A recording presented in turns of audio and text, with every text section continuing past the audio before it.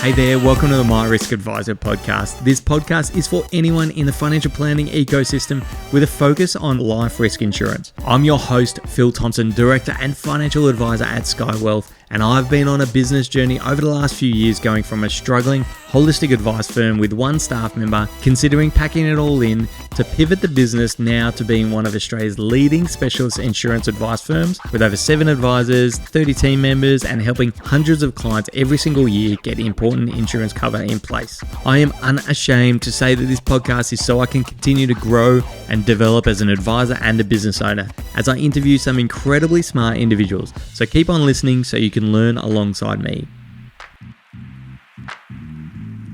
All right, today I've got Laura Kelly, financial advisor. The reason I've asked Laura to come on is because Laura is looking for other roles. And I said to her a few months ago, hey, I'd love to get you on and chat about the journey of considering, where your future looks like. So thanks for joining me, Laura. Thanks for having me. So first question, tell me about your journey to date. In a nutshell, I basically started my journey in the banking world. So that was a great kind of initial start to build fundamentals, structure. And then obviously being part of a big organization, there is mergers, acquisitions. So those did take place, which then enabled me to revisit my next steps. And I thought I'll try the boutique small land, which is, where I've currently been for a couple of years now.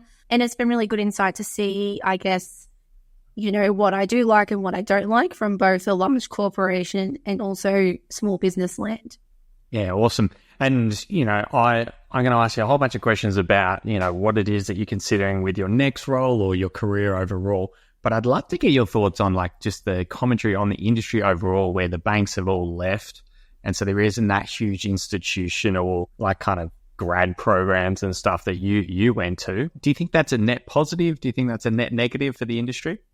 Yeah, that's a good question. I would say I think it's both positive and negative. So by saying that, I mean it's a negative that there isn't as much structure for a lot of professional year students or graduates wanting to get out and kind of start their journey and not sure whether they want to be in admin, paraplanning, compliance, or the advisor, because there's a lot within the scope of our industry. But I guess a positive is being a part of a smaller group, like a lot of businesses are. I would feel get to wear more hats, essentially. So you can kind of play and you learn a lot of different skills in a short time versus, say that same person going to a larger organization in a grad role with maybe a little bit less ability to kind of wear different hats. Yeah, and it is interesting. Basically I do this podcast so I can learn from people and understand people's experiences so I can make Sky a better business. But I think about our business and we've got a professional year program that we've kind of just, fairly newly developed. And one thing, as we grow and get bigger scale, our advisors do less work, not less work. They're not doing less work, but they wear less hats, if you will.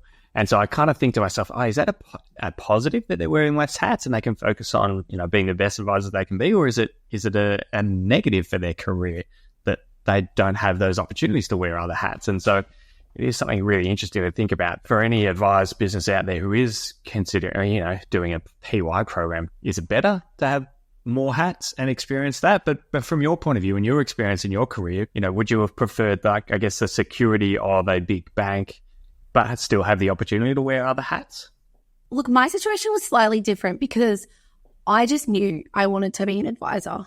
I wasn't kind of, not sure if I wanted to get into paraplanning or get into compliance. I kind of knew out of the gate advisor, and the path to that is kind of learning in admin. And then I think also a lot of it is about stars aligning, the right job at the right time, kind of plays into everything. But I would say, to answer your question, yes, to be able to work in a bank and be able to, be able to wear different hats would have been amazing. But in saying that, they've always got projects and things you can always contribute to. But the biggest difference I would say for anyone listening is, they're starting out, is really a small business. 100% you will learn and develop more skills in different areas rather than just another business potentially where you're just doing that one role. So there's probably pros and cons to both as well. Yeah. And at the very beginning of your career, we caught up for coffee. What was my advice to you? Yes, that was going back a number of years now, when you didn't have long hair. When I looked presentable, yeah. Yeah, I basically met with yourself and a few other people and was like, what do I do? You know, I'm finished uni. Do I go join a big company or do I go join a smaller boutique business? And you said go to a small boutique business, and I did the opposite. Yeah, cool. It's good. It's good that my advice gets ignored. My 3 daughters do the exact same thing every single day, just ignore my advice. So it's good that it's been happening for many years. I eventually listened to it because then I have gone to a smaller business. Yeah. So, all right, let's talk about moving forward. So with your career, it's fair to say you want to be an advisor for a long time to come? Yes. Yeah, cool. For sure. And so when you're looking at your career, either considering your current role in your current business or looking at other opportunities, and we've had conversations offline about kind of, you know, things to consider. And one thing I would say that you've done well, and I would encourage anyone in their career to do, is just ask questions. Just like grab a coffee with anyone who is willing to have a coffee with you and just ask questions. Be as inquisitive as you can be, because even if you get advice to do one thing and you do the opposite, it really doesn't matter. You just asking questions. Hey, what do you think about this? And that's one thing that you've done really well. But what are those considerations you are currently thinking about with your career? Yeah. So I think, you know, you got to do your due diligence, and obviously everything that's led a person to where they are today, you've got experience, you've got things that you're learning, you like, you don't like. So for me, being a woman in this industry, and I don't like to use the card, you know, of gender, but in this industry, it's definitely a male-dominated world, which is fine. But for me, it's being able to be a part of an organization where I feel equal. Within the organization at all levels, there is at least kind of a percentage of female to male ratio, whether it's, you know, admin, advisors, leadership, directors. I guess, yeah, touching on that, it is a contentious subject. People get really sensitive about, you know, talking about this stuff, but it is super important. And so I guess, you know, if you're looking at different businesses, is it just a matter of going, what, you know, do they have female leadership, or is it like conversations that you can have before you join a business? Like, how does that actually look practically? Yeah, well, I mean, obviously I'm learning my way of how to find the right role, you know, while we're speaking anyway now. One of the things I notice is I definitely will look at a website. There's quite a number of firms, won't name names, but you look at their pages, it's mainly males in the photos, which again, there's nothing wrong with that, but that's kind of a red flag as a woman already, because I'm a bit like, well, one, why is there no women on their initial page? Or when you see the little faces of everyone, it's like you got to scroll down to then see a woman, little things like that. And it's actually, I go one further because I want to be very thorough, because, you know, you want to find your long-term home. The one further I actually went was I was in talks with one company a number of months ago, and everything looked very fluffy, nice, well-known company in the smaller side. Then I noticed there were a few female advisors that worked there that had all left within the last 6 to 12 months. So I actually reached out, contacted them via LinkedIn, just said, will you guys chat to me? You know, they all were so happy to just chat to me and give me their opinions. They tried to not be biased. It did change my mindset from the initial what looked all pretty and positive. You know, I potentially have saved myself a lot of stress that might have happened. But at the same time, that could have just been their experience, and I could have had an experience. But, you know, if you see something that looks a bit off and then you're talking to a couple of people and, you know, it's still a bit off, then it's probably off. Yeah, yeah. And again, back to that point about that you've done really well in your career from afar is being inquisitive. Like, just look at stuff at face value.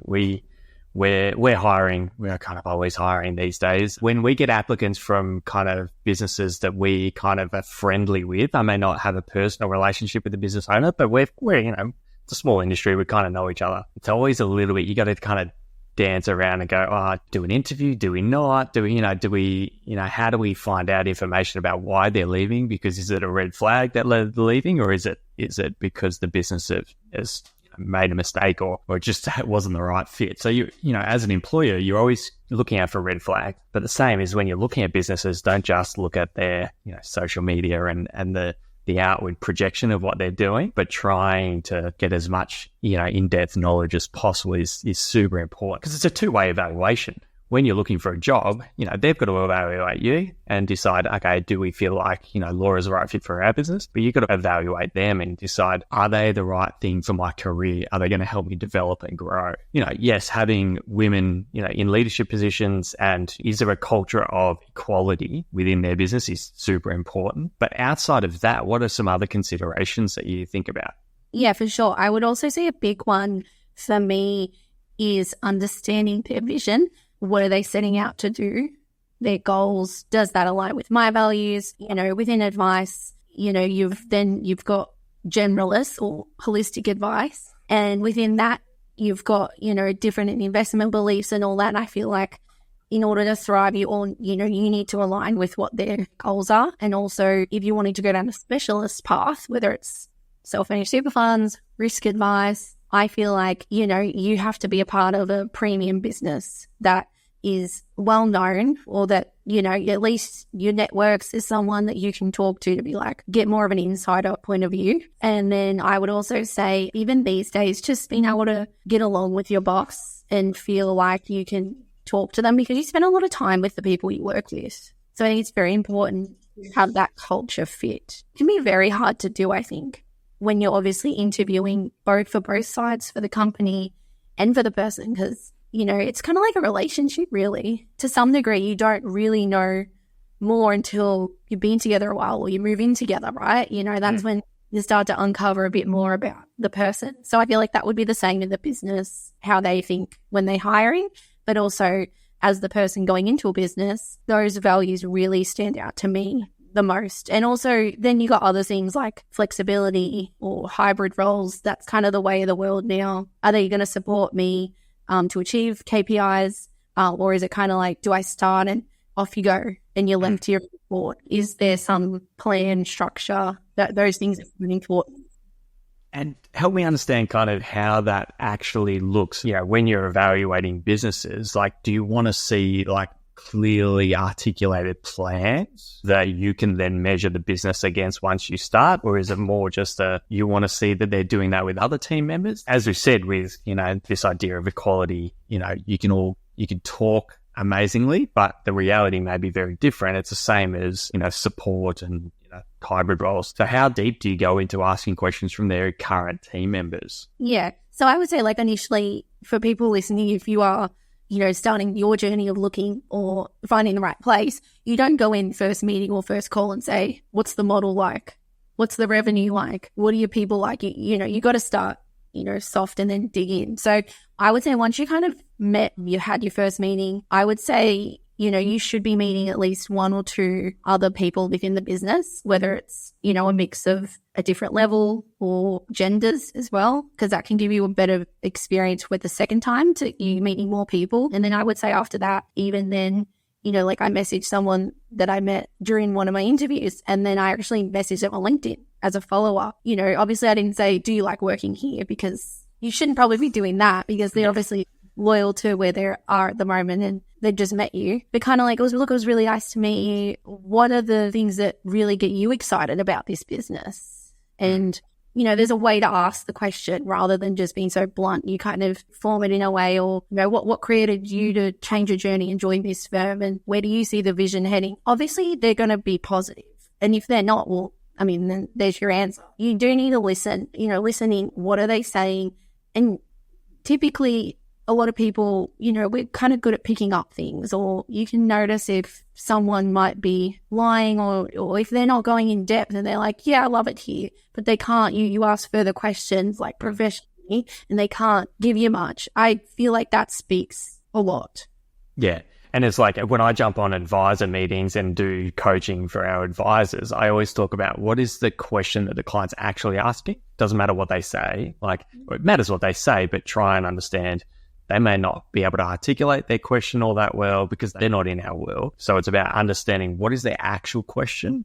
even if what they state is different or opposite. And it's the same as that in your conversations with other team members. What are they actually saying without maybe not saying it? And then maybe just, prodding. And phone calls are always better because it's not written down.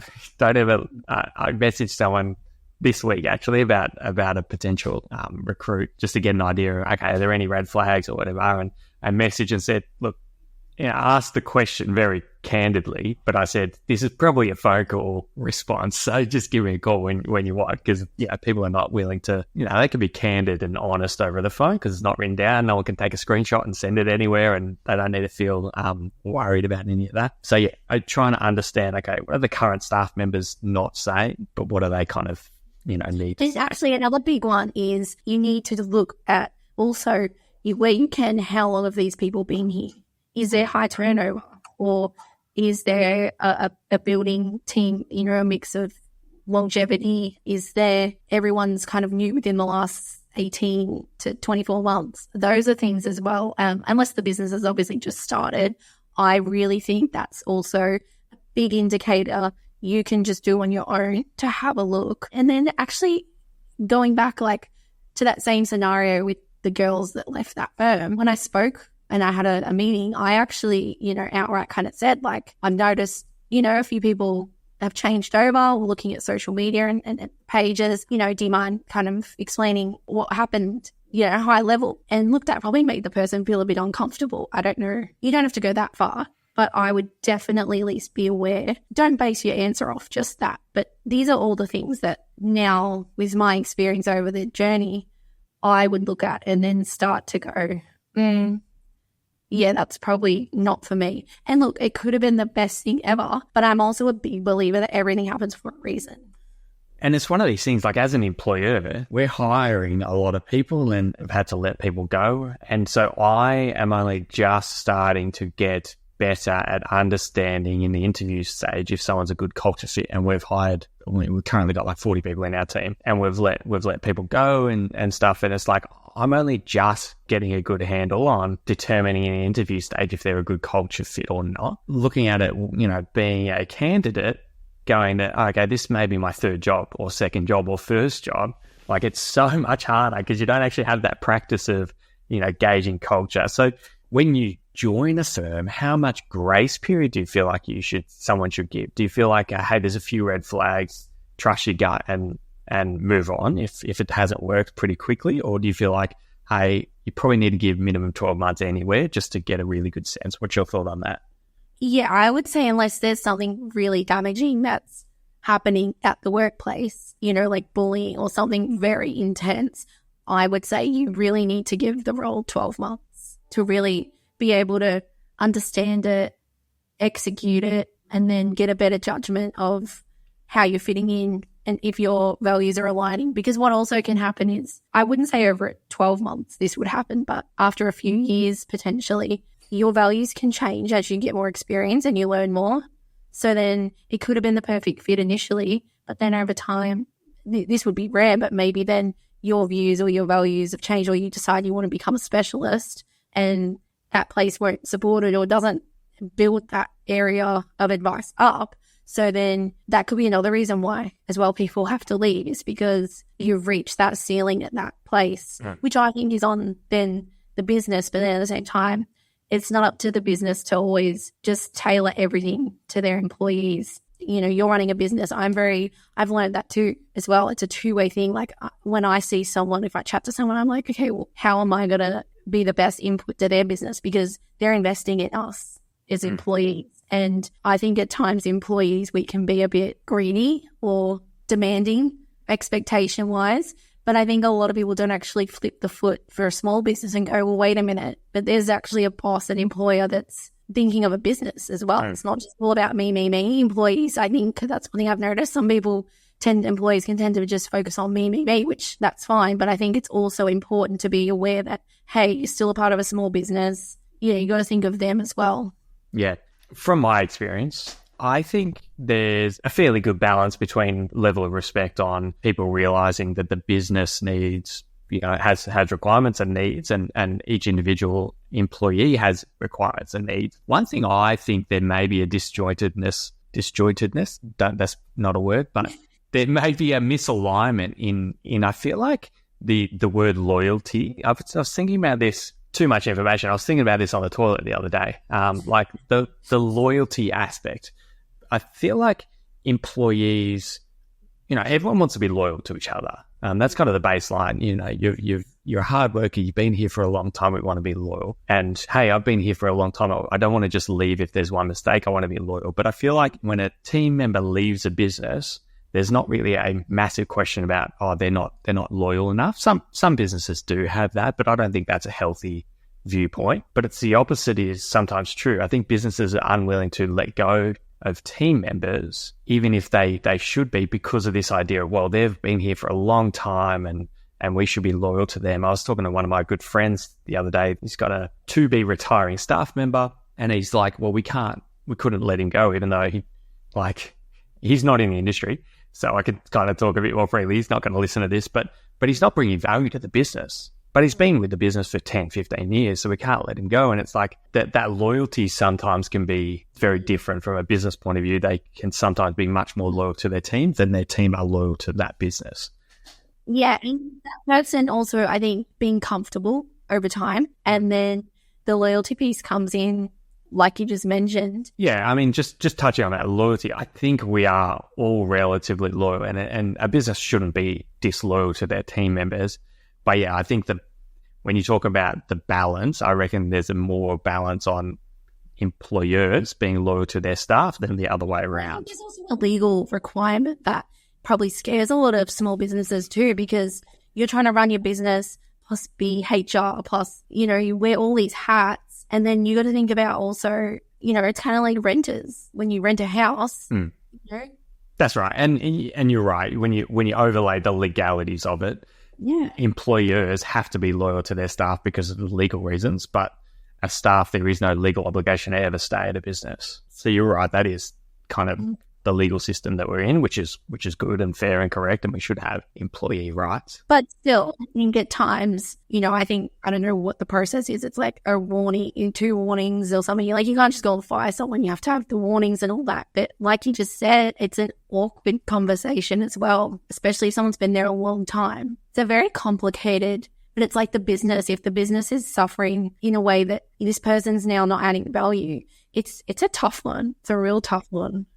Yeah, and it is tough. But you touched on like specialization, and I guess like, coming back from the starting a job, thinking about, okay, because there sometimes can be like over promising and under delivering. Hey, we want to build out this specialization within our business. We'll bring you in, and you're gonna really build it out. But then the business doesn't support that team member to succeed. But thinking about, how long have you been an advisor now? Probably 4 years. 4 years. And so are you thinking about, now you're 4 years in, you've been doing generalist advice, do you want to consider specializing? Yeah, look, I've always grown up believing that anything you do in order to really be an expert or excel at something, 10 years is kind of the time it takes. And I love what I do. I just feel as though, I don't know how other advisors, and they do it, can be everything to their clients, like in terms of look at every area within the range of advice and be able to just kind of touch on each area and be the absolute 100% best at all those areas. That's just my opinion. I'm sure there's people that can do it out there, but I just can't sleep at night thinking, am I really being the 100% best? These people are paying me fees to do everything 100%. So that's really where the idea and the interest about a year ago started of, okay, well, specialization, because it's an area that I will be able to be a full expert in, and it will be an area that is a niche market, but it also aligns with me. Like, to be honest, back in the day, I wish I could have been a self-managed super fund specialist. I loved the idea of it, but my brain hurts doing tax super fund stuff all day, every day. It's just, so I think part of when people go on this journey is you also can't force yourself to like something, I think. I think we're all built naturally.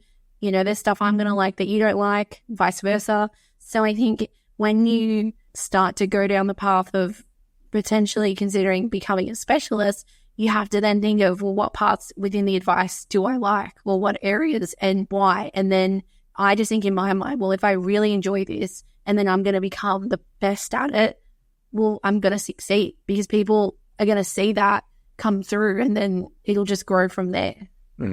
As you know, I'm a massive believer in specialization. I think, I was reading a post on LinkedIn this morning about someone adding a huge amount of value for their client because they work with overseas clients. And he's talking about, not selling a property while you're living overseas, you pay capital gains or whatever. I'm like, I've got no idea that that's a rule. I don't do wealth planning for overseas clients. And so if I had any overseas clients who needed wealth, I would refer to the specialists in that area because I know my professional indemnity insurance would be paying out that $800K tax bill because I gave the wrong advice. And so it's a risk. And I agree, specialization is great. And, and talking about that journey, do you feel like it's important for young advisors, fresh, coming into the industry, should just kind of experience all forms? Or do you feel like it's okay for them to move into a specialist firm from day one? That's an interesting one. I personally think starting out in the generalist and then getting a bit of a feel in each area, deciding, am I happy to just stay holistic, strategic, or is there an area I really lean in and want to just focus on that? I personally think. But, there are people out there who have just probably fallen into the specialist. They just happen to maybe get the role at a firm that just does that, and then it's just all they know. Or the small percentage that were born knowing, hey, I want to be a risky. I think that it's probably more they fell into it, or the small percent that are knew that that's what they wanted to do. Yeah. Anyone who's just starting their career and you're looking at a job at Sky, don't listen to Laura right now, because that's not the advice that we would give. For me, the team members who work really well have experience in other firms and then come to us and go, hey, it's the people that we work with, it's the way in which we work. The actual products we sell and the advice we give is good because they can see that specializing isn't, we're limiting the advice we give. Specializing is about going deep. We have a real deep understanding of what we do and why we do it. And they've had experience at other firms who have gone we just, threw a dart on the dartboard and that was the insurance provider we recommended based on the premiums. But at Sky, we do it completely different and we're much more thoughtful about it. So it is helpful when we hire people who have had experience elsewhere, then come and see the difference. And I don't, as I said, I don't disagree that it is a good idea because no one wakes up wanting to be a risky, for sure. I mean, I didn't. I took 8 years to make that decision. But I don't think new advisors should necessarily be scared off going to a specialist firm, whether that's insurance or a full-on investment firm or something like that, if it is something you like, because you can learn and experience other areas of advice. And I think most firms, if you're hiring a grad, you kind of understand that, hey, they may move on eventually, and it could be right for their career as long as you're there developing them and they're a net benefit to the business. I don't think people should necessarily get concerned about people moving on. No, I agree. And look, I think it's like you said, whatever ends up happening, going back to kind of what I said with stars aligning and everything happens for a reason, it's an experience that someone's going to get and they'll get the most of it. And then that'll add to their toolkit and then they'll, go, okay, well, am I enjoying this or am I not enjoying it? And then you just grow from there and keep learning and, you figure out life as you go through it, and I'm learning that. I could talk for the next 3.5 hours, so thank you for your time for the next 3.5 hours. No, but I've got a few quick questions. Yes, if you're a candidate, should you look for a recruiter or go not through a recruiter? Oh, gosh, Phil, these questions are just so juicy. To be honest, I still think recruiters are pretty good, but you have to be very careful because they're going to try and sell you all the prettiness, and then that's where that'll at least what's out there. Networks are obviously going to be great, but, recruiters, think about it, a lot of these people won't have a lot of networks at this point, right? So recruiters are probably still going to be their choice. But once you start meeting the businesses, you need to trust yourself. Do your own research. You don't just rely on this recruiter wholeheartedly. You need to trust in them a little bit, but you need to do your own research because remember, at the end of the day, they want to find the right fit, but they still want to find someone because they're getting paid, right? Another non-answer, Laura. There was one before that I didn't call you out on, but that was a non-answer, but that's okay. Recruiter. Okay, good. That's an answer. As a business owner, I do respect candidates who do their own research and actually take their career into their own hands and go, what are the businesses or what is the clients that I want to work with? Who's out there? And not just the fancy ones on social media who post a lot. Like, they may be great Like fit. Skywell. Like Skywell. Yeah, I mean, always come to us first. That's the default. No, I think don't just go for the fancy ones who are on social media, but just go, what are the type of advice and what are the type of clients and, what culture do I want to fit into? And so coming back to that question, like... But sorry, just on that as well, for the listeners, you're also going back to little Laura. You don't know all that as well straight away.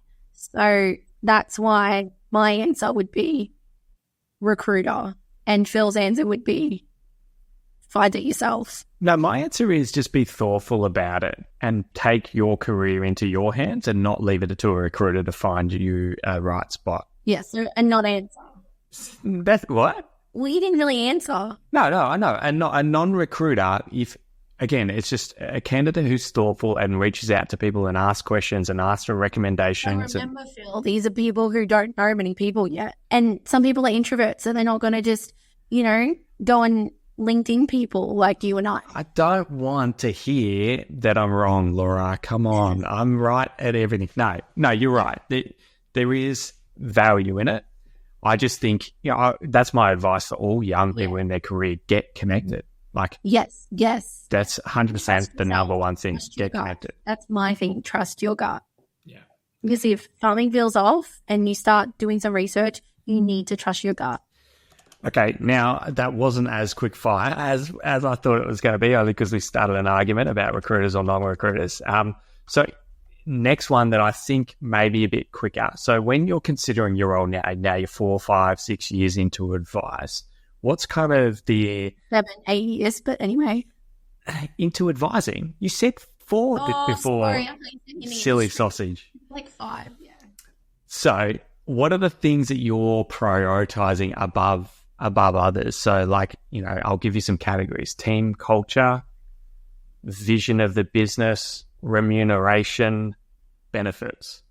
Okay, so honestly, I would say culture is first, and then I would say vision and remuneration are equal second, and benefits are last. Yeah.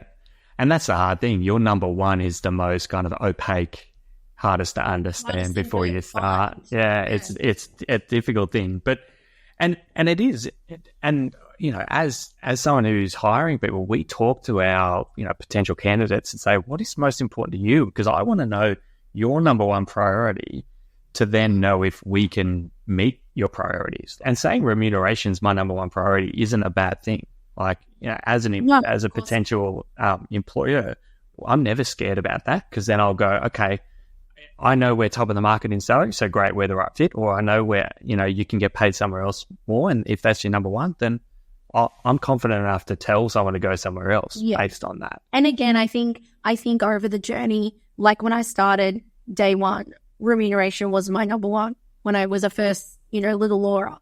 Now that I'm developing these experiences of these 2 businesses I've currently been a part of, it's changed my board. And, over time, you just keep growing. And I think it's just important to understand yourself enough to know where those priorities lie, because as an employer, we want to make sure we're aligned and we can fulfill. And I asked you, do you want to run your business one day? Because at Sky, if you have a desire to run your own business in 3 years' time, then we may not be the best fit, not because I'm scared of our, developing people and them leaving. I'm more than comfortable with that. I just know that the way we've currently structured our business won't help you succeed in that goal. And so that's really important as a potential employer, is I want to make sure I can help you succeed in what your goal is. Now, your goal may change and adjust, and, it always does. That's like the question I hear as well, as like, where do you see yourself in 10 years? It's like 10 years is probably the big extreme. Like, I can tell you probably 3 to 5 years, but like when I get asked that, it's like, is it even worth asking that? Because I know you yelled at me when I asked you on the phone the other day. And the reason why I asked it is not because because I want to know, can I help you achieve those goals? And are we the best place to help you achieve those goals? And as I talked to you about over the phone, like if it is starting your own business, then I don't see Sky being the best place for that in the short term if that's your goal. And I want you, or not you, but anyone who comes to us, I want them to succeed.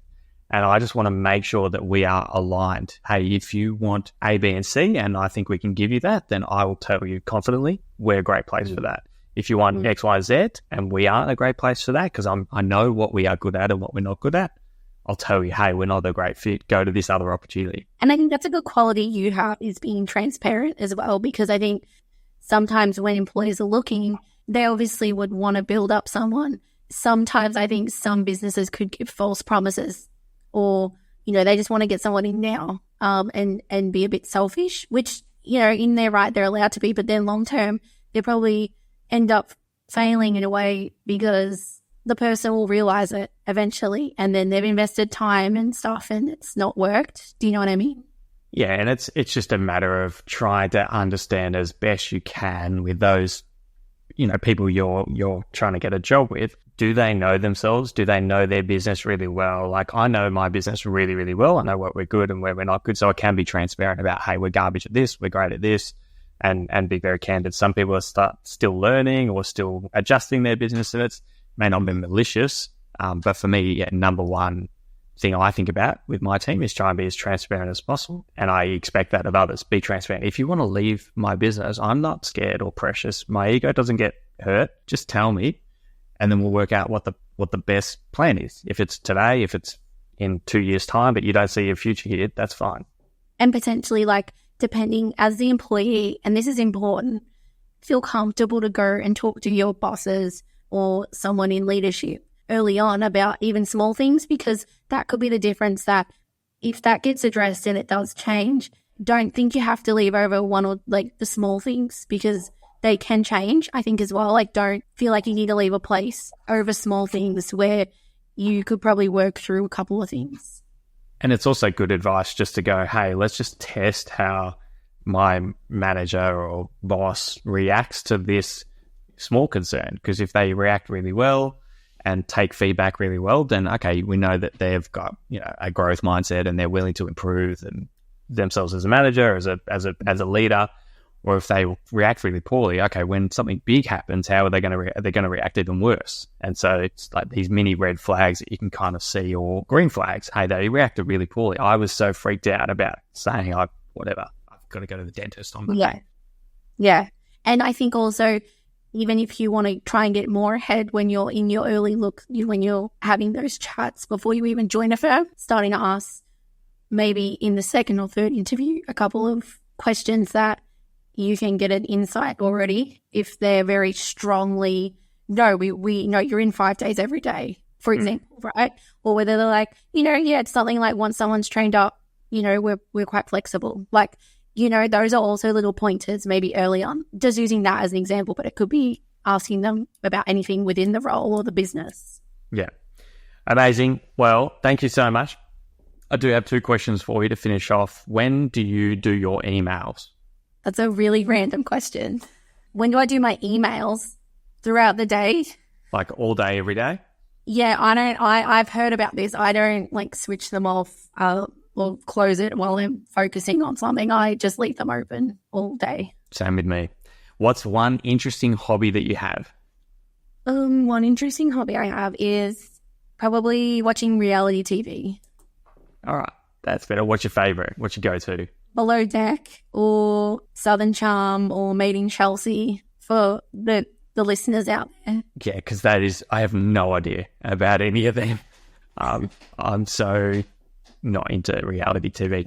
Hey, Laura, thank you so much for coming on today. I really appreciate it. It was great being able to ask you a million questions. So thank you very much. How does people get in touch with you if they want you to work for them and with them, number one? And number 2, if there are young advisors out there and wanting, to ask you questions and go and grab a coffee with you because now you're experienced and you're one of the older advisors, how do people get in contact? Yeah, definitely. Look, go on my LinkedIn, Laura Kelly. You'll find me there quite frequently.